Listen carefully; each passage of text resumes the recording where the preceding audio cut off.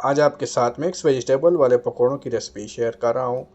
जैसा कि आप जानते हैं कि इस रमज़ान में हमने आपके साथ 3-4 किस्म के पकौड़ों वाली रेसिपी शेयर की हैं, लेकिन मुझे इन सब में से ये पकौड़ों वाली रेसिपी बहुत अच्छी लगी है। ये ऊपर से फूले हुए और अंदर से एकदम नरम पकौड़े हैं और ये पकौड़ों की आखिरी रेसिपी है, तो हमने सोचा कि आपके साथ ये रेसिपी भी शेयर कर दें।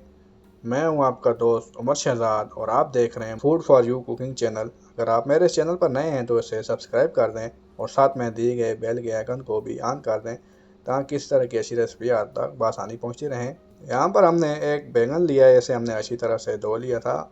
इस रेसिपी में हम आधे बैंगन का इस्तेमाल करेंगे। ये पहली सब्ज़ी होगी जो हम इसके अंदर शामिल करेंगे। इसे हम बिल्कुल छोटे छोटे पीसेस में काट लेंगे। इसी तरह जैसे आप देख रहे हैं वीडियो में मैं काट रहा हूँ, बिल्कुल इसी तरह से आपने इनको छोटा छोटा काटना है और इनको एक बाउल के अंदर हम ट्रांसफ़र कर देंगे।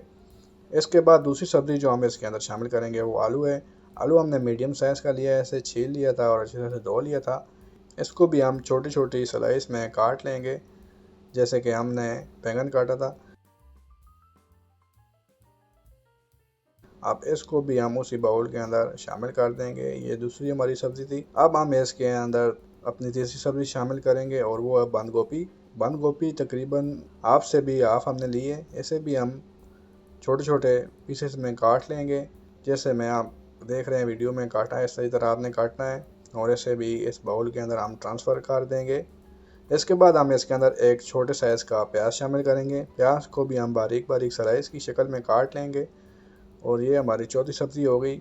ये भी हम इस बाउल के अंदर शामिल कर देंगे। इसके बाद हम इसके अंदर एक शिमला मिर्च लेंगे, पूरी नहीं डालनी बल्कि हम इसके अंदर हाफ का इस्तेमाल करेंगे। इसके अंदर से हमने बीज को निकाल देना है और इसको भी बारीक बारीक पीसेस में काट के हमने उस बाउल के अंदर शामिल कर देना है। थोड़ा सा हरा धनिया हम लेंगे और साथ ही 2 हरी मिर्चें हम इसके अंदर शामिल करेंगे।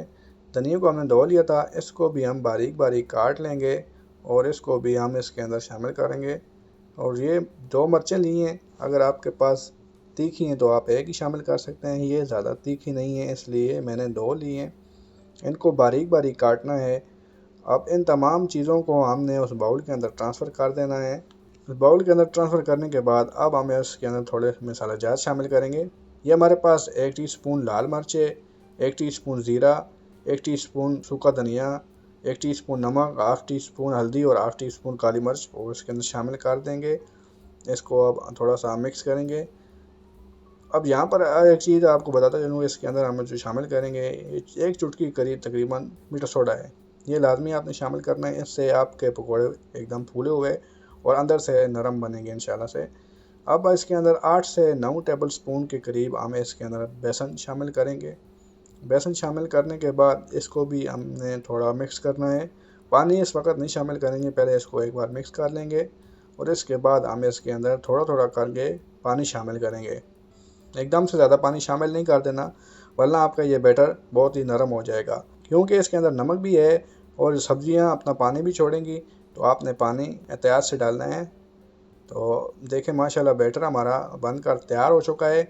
अब इसको हम तकरीबन 10 से 15 मिनट या आधा घंटा के लिए रेस्ट देंगे और दूसरी जानिब हम अपना तेल गरम कर लेंगे। तेल हमारा गर्म हो चुका है। अब इसके अंदर छोटे छोटे साइज़ के हम पकौड़े बनाएंगे।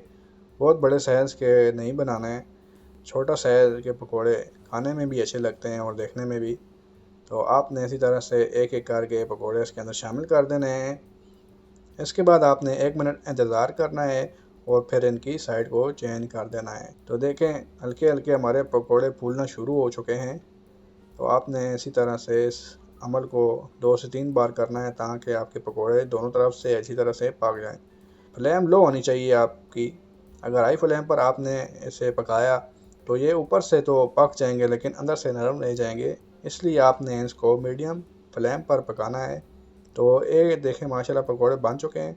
अब जो बाकी रह चुके हैं वो भी हम इस तेल के अंदर एक एक करके शामिल करेंगे और जैसे पहले हमने बनाए हैं इनको भी उसी तरह 1-1 मिनट के बाद साइड को चेंज करके पका लेना है।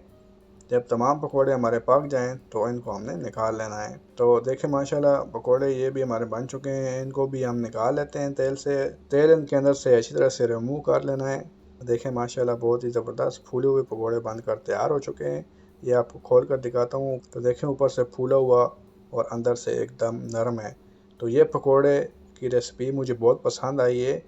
तो आप भी इसे एक बार ज़रूर ट्राई करें और बताएं कि आपको हमारी ये पकौड़ों वाली रेसिपी कैसी लगी है। इसमें मुख्तलिफ़ किस्म की सब्ज़ियाँ हमने शामिल की हैं और इससे बहुत ही अच्छा टेस्ट आया है इसके अंदर। तो इंशाल्लाह इसी तरह की अच्छी अच्छी रेसिपी आपके साथ हम शेयर करते रहेंगे। तो मेरे इस चैनल को सब्सक्राइब कर दें। अल्लाह हाफ़िज़।